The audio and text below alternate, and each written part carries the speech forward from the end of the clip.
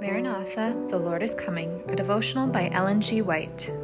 The World Against God's People, July 28th. The dragon was wroth with the woman and went to make war with the remnant of her seed, which keep the commandments of God and have the testimony of Jesus Christ. Revelation 12, verse 17. Our people have been regarded as too insignificant to be worthy of notice, but a change will come. The Christian world is now making movements which will necessarily bring commandment-keeping people into prominence. The whole world is to be stirred with enmity against Seventh-day Adventists because they will not yield homage to the papacy by honoring Sunday, the institution of this anti-Christian power.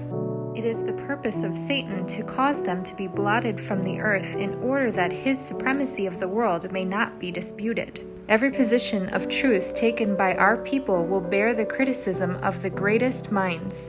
The highest of the world's great men will be brought in contact with truth, and therefore every position we take should be critically examined and tested by the Scriptures.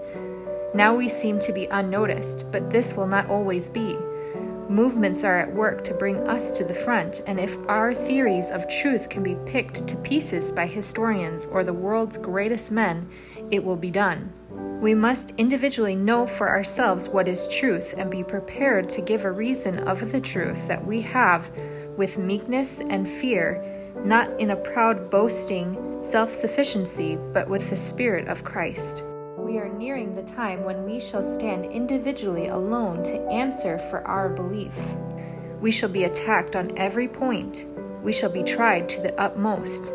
We do not want to hold our faith simply because it was handed down to us by our fathers. Such a faith will not stand the terrible test that is before us.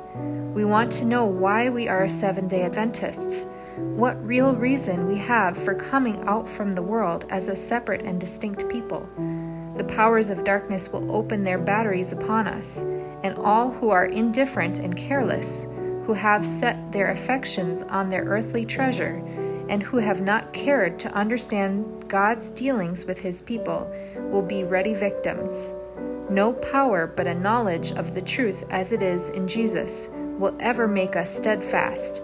But with this, one may chase 1,000 and two put 10,000 to flight.